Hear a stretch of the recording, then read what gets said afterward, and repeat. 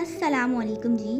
आज की कहानी जॉस सल्वाडोर अल्वरेंगा नामी फ़िशरमैन के सर्वाइवल पर है, जिसने समंदर में 438 दिन गुजार कर न चाहते हुए भी एक ऐसा वर्ल्ड रिकॉर्ड बनाया जिसे कोई चाहकर भी नहीं तोड़ सकता। चैनल पर नए हैं जी तो चैनल को सब्सक्राइब कर लें। चलें आज की वीडियो शुरू करते हैं। जॉस सल्वाडोर आपके और मेरी तरह एक नॉर्मल ज़िंदगी गुजार रहा था और आज 17 नवंबर 2012 का ये दिन भी उसके लाइफ में एक नॉर्मल दिन था। आज वो अपने एक दोस्त एज़कील के साथ समंदर में फिशिंग के लिए 30 घंटे के सफ़र पर निकला। कोस्ट लाइन से 120 किलोमीटर की दूरी पर सल्वाडोर और एज़कील ने फिशिंग करना स्टार्ट किया, लेकिन अचानक से समंदर में एक भयानक सा तूफान आ गया। सल्वाडोर और एज़कील बहुत ही ज़्यादा घबरा चुके थे। तूफान इस कदर भयानक था कि तूफ़ानी लहरें उनकी कश्ती को न जाने किस तरफ ले जा रही थी और अब वो अपनी कोस्ट लाइन से बहुत दूर आ चुके थे। कुछ देर बाद जब तूफ़ान थमा तो उन्हें अपने इर्द गिर्द सिर्फ पानी के अलावा कुछ और नज़र ना आया।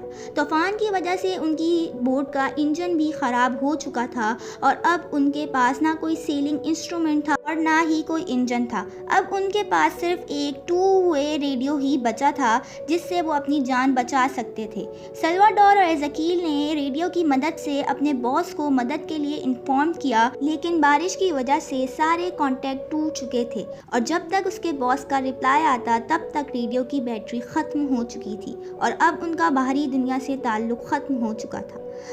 जॉस सल्वाडोर की कश्ती पानी की लहरों पर न जाने किस तरफ जा रही थी, उसे खुद भी अंदाज़ा नहीं था और अब उनके पास खाने पीने के लिए भी कुछ नहीं था। समंदर की लहरें न जाने किस तरफ जा रही थी, लेकिन जॉस और एज़कील को ज़िंदा रहने के लिए कुछ तो खाना ही था। इसलिए उन्होंने मजबूरन कच्ची मछलियाँ खाना शुरू कर दी ताकि वो अपने आप को ज़िंदा रख सकें। समंदर का पानी तो खारा था, वो पी नहीं सकते थे, इसीलिए उन्होंने बारिश का पानी समंदर में तैरती हुई बोतलों में जमा करके पीने लगे, लेकिन वो भी तब जब बारिश होती। जब बारिश का पानी उनके पास ना होता तो वो मछलियों का खून और टर्टल का खून पीते और अपने आप को ज़िंदा रखते।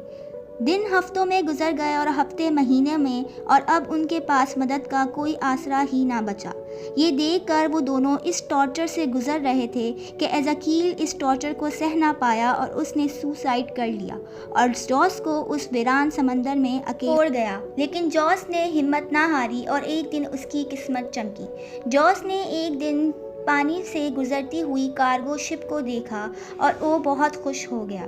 उसने हर तरीके से उस कार्गो शिप का ध्यान अपनी तरफ खींचने की कोशिश की। वो अपनी बोट में उछला कूदा और ज़ोर ज़ोर से चिल्लाया, लेकिन इतनी बड़ी कार्गो शिप उस छोटी सी शिप को देख ना सकी और वो जॉस की आखिरी उम्मीद भी उसकी नज़रों के सामने से चली गई। अब जॉस उस समंदर में बिल्कुल अकेला था और इस बात को 13 महीने गुजर चुके थे, लेकिन शायद अब खुदा ने उसकी सुन ली। एक दिन जॉस को अपनी बोट से एक छोटा सा आइलैंड नज़र आया। वो अपनी कश्ती से कूदा और तैर कर उस आइलैंड पर पहुंच गया और आज 30 जनवरी 2014 के दिन सल्वाडोर को उस आइलैंड से रेस्क्यू किया गया। दोस्तों, सल्वाडोर की ये कहानी इंसानियत को एक उम्मीद देती है कि ज़िंदगी में कितनी भी मुश्किल आ जाए, हर मुश्किल का अगर सामना किया जाए तो आसानी ज़रूर आती है। वीडियो अच्छी लगी हो तो सब्सक्राइब कर दें, लाइक कर दें, शेयर कर दें एंड कमेंट कर दें। Thank you so much. अल्लाह हाफ़िज़।